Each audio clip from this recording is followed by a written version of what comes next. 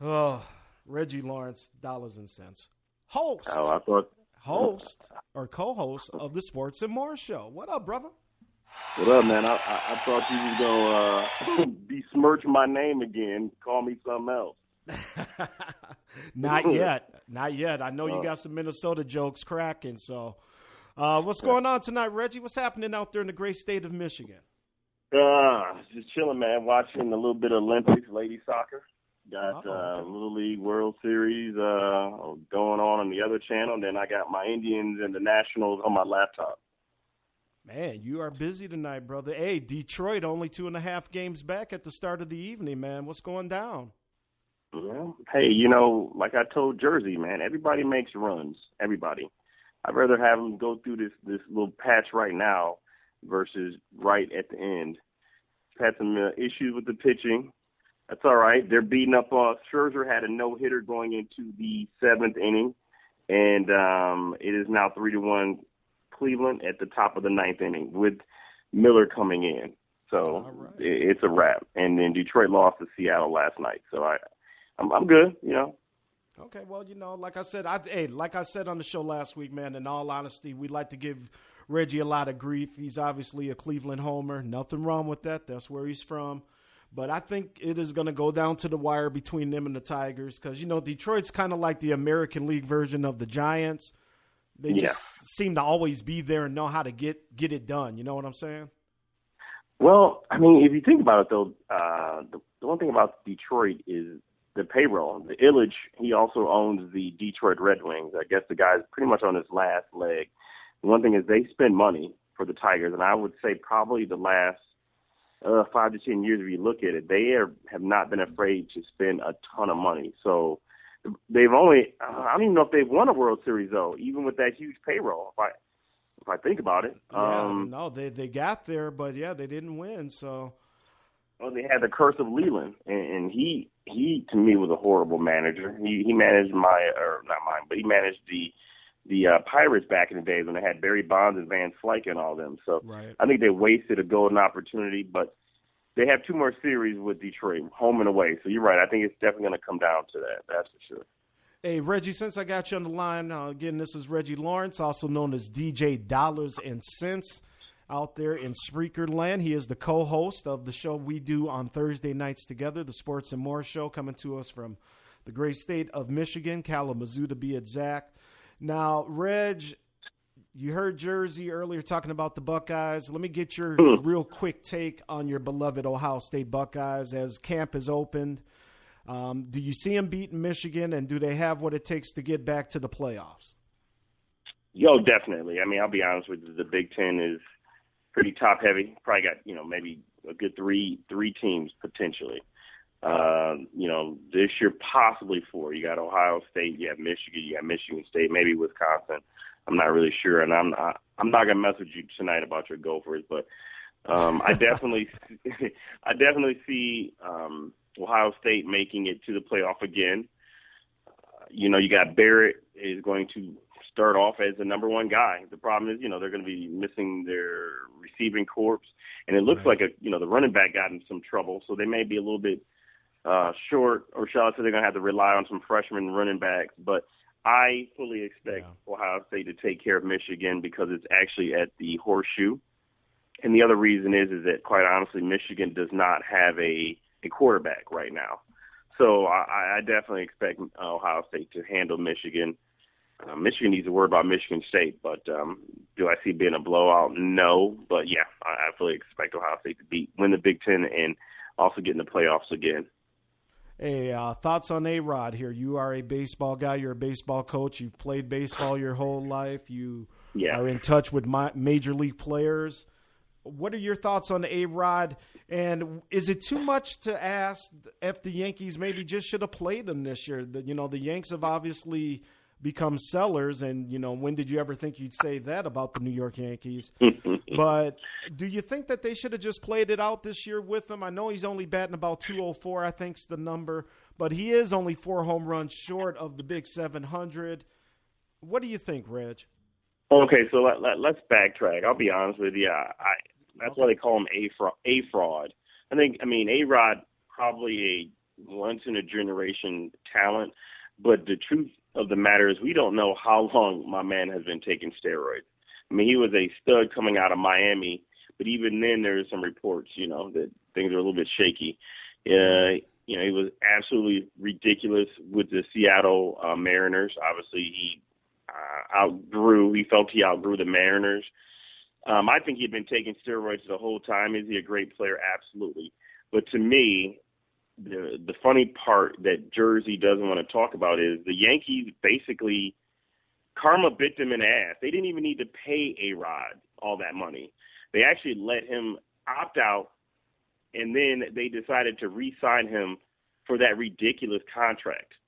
So to me, it's poetic justice now that the Yankees have been stuck paying for a marginal player. I mean, $20-something million. They honestly, I thought it was a great idea the way they did it. They can't let the guy get 700 home runs. So I would probably say no. I think, they should have cut him or do what they're going to do. He's batting, below 200. He's washed up. So, yeah, I think it was a good idea. I probably would have told him to go away earlier on, but, last year he had such a good year. And I thought the Yankees, quite honestly, thought that they could get a little bit more out of him.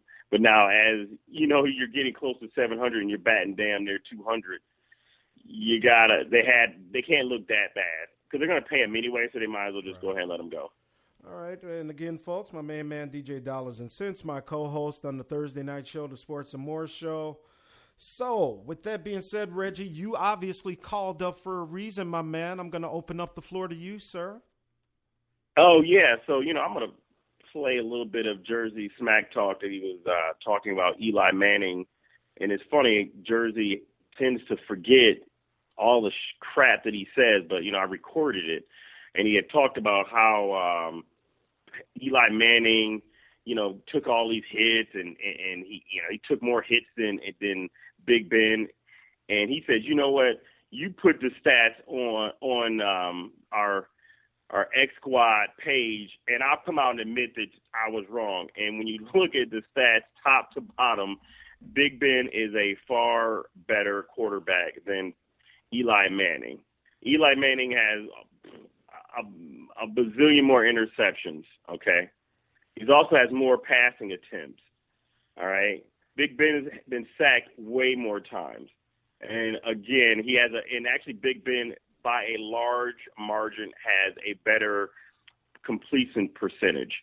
And it goes on and on and on. And I'll share that with Jersey Thursday. But it's funny how he likes to talk about all these other quarterbacks and whatnot. Hey, go ahead, sorry. No, I was just going to say, I don't know what – somebody might have messed around with the brothers Hennessy, but, Jersey's been on one here the past few days, man. He's coming out barrels loaded.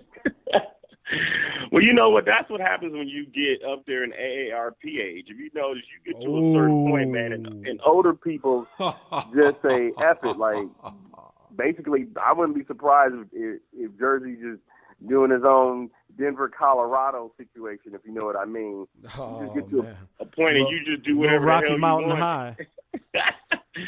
So, yeah, but, hey, somebody got to let Jersey know what's going on, and he needs to make sure he calls in full capitulation, because I have the footage to, back up what I was sharing and saying with Jersey. He's just talking ish. That's how it is. Oh, and, when it comes to talking ish, Jersey Vern is one of the best in the world to do it, brother. Yeah, but unfortunately, Jersey might want to invest in an iPad. I think they're up to iPad Air, or they even have an iPad Pro. He might want to investigate in one of those and actually do some research on some of this crap that he says before he just goes out and says shit and doesn't think people are going to, check it out. But, well, check this out. It is what it is. The First Lady throwing shots saying Jersey hasn't been the same since his Drunk Fest on Spicy show. Oh, shit. That show was off the chain, man. I don't know what they were doing on that show. And it was the worst black karaoke episode I have ever heard. That whole crew was just horrible. Now, Nino's in here saying Eli has more pick sixes than touchdowns. Fact with a question mark? I can't see that. Yeah, that might. Yeah. He said more pick six than touchdown. There's more career pick sixes than career TDs. No, I don't think that's not the case. But when we go over the stats, I'll print it out to you. You'd be very surprised at how average Eli Manning is. As a matter of fact, his QBR rating is horrendous. Horrendous. Is it really? Okay. Now, hey, I don't know if you heard earlier in the show, and again, this is the Sports Done Right on Spreaker.com, also XSquadAffiliates.com, proud member of the Stewart Media and Entertainment Network. Hey, Reg, I don't know if you heard me going over Prince Fielder's game played statistics earlier. Yeah. Why don't you tell the people what it really takes? Because, a lot of people just think baseball, you're kind of standing around. You ain't really doing a whole lot most of the time. But for a guy, obviously, of his size, stature, whatever, to play, 3 years in a row, every single game, to play 157 games, 158, 159, how does that wear on your body over a 162 game season? Because I just want people to have the proper perspective on that. Yeah, no, I mean, Jersey did make a good point. Back in the days, these guys took these, uppers and right, the little greenies and all that, yeah. Right. And when you're talking about, playing every single game, and obviously the problem is when you carry that much weight, on your bones and whatnot, that definitely takes a toll. And when you're talking about rounding the bases and things like that, if you look at Big Papi, Duke could barely run around the bases. But Prince Fielder was always pretty fast for a big guy. But he carried a lot of weight. And like you said, I don't understand how he was so damn big and he was a vegan. That to me is strange. But, yeah, all that running. And the other thing is that Fielder played really hard. You know what I mean? So when you're talking about running the bases and diving and things like that, it put a lot of torque and whatnot on his body. And when you're talking about every single day in and day out, and plus you got to figure these guys are out partying and kicking it too. Oh, yeah, so absolutely. You know what I'm saying? So, yeah, I'm actually surprised that he lasted that long. And he was way more athletic than his father, Prince Fielder, if you remember. Prince Fielder was bigger, but right. He was not as athletic. But it didn't surprise me that eventually his body failed him. But he damn sure was smart about it, man. He's going to get another, $20-something million until the next 2 years. 2020. Yeah. 2020, that's right. That's crazy. But, hey, who's his agent? Sign me up, brother. Sign me up. So real quick, the story goes, this is how it went down with Prince Fielder. This is, again, when Detroit, decided to make this big splash. And obviously they had Miguel Cabrera and Fielder. Hold up. We're going National Enquirer style now? No, it's pretty, it's pretty accurate. Okay. Yeah, no, it's pretty factual. I mean, so basically, they signed him for that huge deal, okay? And at the time, I can't remember the player's name. I think Detroit traded him to the White Sox. He was known as Little Miggy, I think. But here's the situation. There was late in the series, Miguel Cabrera all of a sudden got this mysterious injury, and no one knew what happened. So then it ends up coming out that Prince Fielder's, and if you look at they're divorced now, but his wife, she's not even a looker anyway. But they ended up finding out that this Little Miggy basically was sleeping with Fielder's wife. They were having an affair. Miguel Cabrera and him got into a tussle, and Cabrera got hurt. Now, they obviously blamed it on something else, but at that particular point in time, you can check all this. It was then that Fielder decided that he was done with Detroit, and he absolutely wanted to be traded, and they also dealt the other kid to, I believe, the Chicago White Sox. So that is why all of a sudden Fielder was dealt, overnight basically, and he demanded to be traded. He has since been divorced, and that also Miguel got hurt that year, and that really hurt their chances as far as winning a pennant as well. Okay. So that's factual. Hey, that's the man. He is DJ Dollars and Cents Dollars. What are we going to get into Thursday for these fine folks on the Sports and More show, man? Nice. Well, I thought we would talk some more about the